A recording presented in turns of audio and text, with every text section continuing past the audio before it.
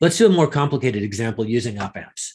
This is going to be an active filter. It will also be a low pass filter, but it'll have a much steeper cutoff than our passive filter that we use just using resistors and capacitors early.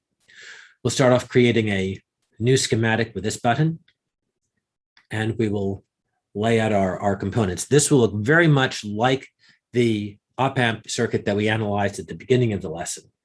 So we need all of our parts first. Let's get our voltage source. We click our components, voltage, and place it, and hit escape so the screen doesn't run away. We'll put on a resistor, Control R to change its direction. And we'll need a couple of resistors here. We'll need another one over here, and we need another one up a ways, up here. All right, I'm going to zoom out to show everything here. We need a capacitor.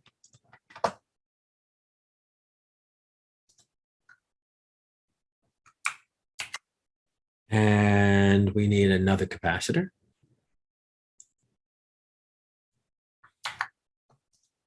I'm going to zoom out because we're going to need to place an op-amp. So that's definitely going to be under our components. Now, op-amps have their own library. You can find them. These are folders full of components as opposed to the actual components over here. So op-amps have their own folder. We'll double click that. And the op-amp we're going to use is all the way on the right, the Universal Op-Amp 2.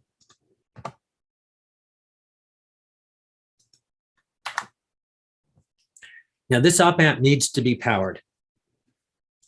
So we could try to fit in a DC +5, DC say +10 volt source and wire it up to here, and then a DC -10 volt source and wire down here and put grounds down. It'll get really messy with all of our circuitry here.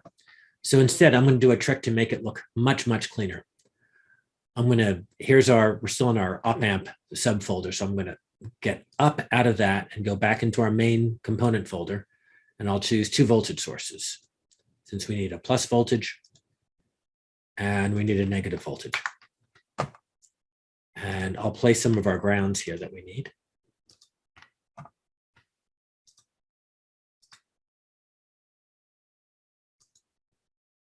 Okay.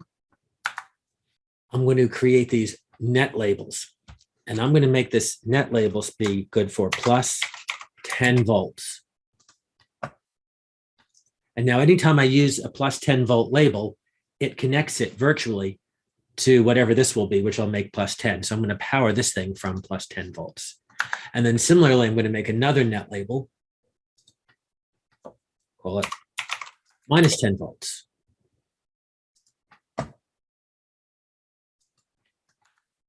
Now I'm going to wire everything up. So here's our wiring command.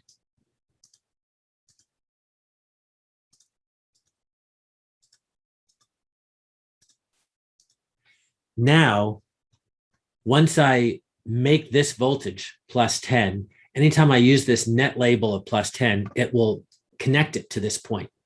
So that will neaten up our schematic considerably over what it would have looked like otherwise. Let me wire up everything else here. So we've got our small signal AC source here. It's going to go into this resistor.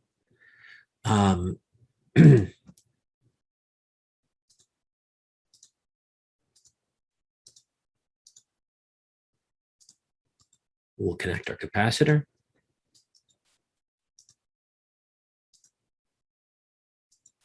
And this will go to our output. And this capacitor will be connected like this. And I should probably define our output too. So I'll say this is our, I'll say this is our V out. Right there. Now all we need to do is to parameterize our model, put in all of our numbers. So I right click the symbol itself, not up here, but the symbol itself. And I say that this is a 10 volt source. And this is going to be -10 volts. This is our small signal AC source, just like we did last time. So I have to go under advanced. I'm not going to choose a sine function. Instead, I'm going to say, because the sine function is of a particular frequency, Instead, I'm going to say it's a 1 volt swept AC source under small signal AC analysis. And now I can give values to all of our resistors. So our resistors are all 10Ks.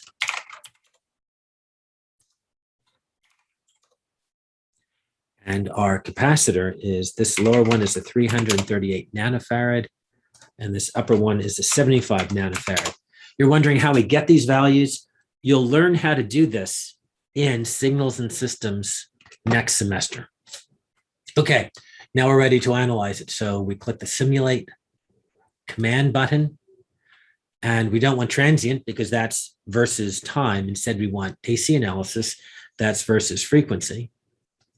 And for this, I'm going to say, let's analyze it from 1 hertz all the way up to, let's give it 100 points per. But let's analyze it from 1 hertz all the way up to 10 kilohertz. And it'll be a decade sweep. So 1 hertz to 10 kilohertz. And let's analyze it. This literally would have taken me 15 minutes to analyze back when I was an undergraduate.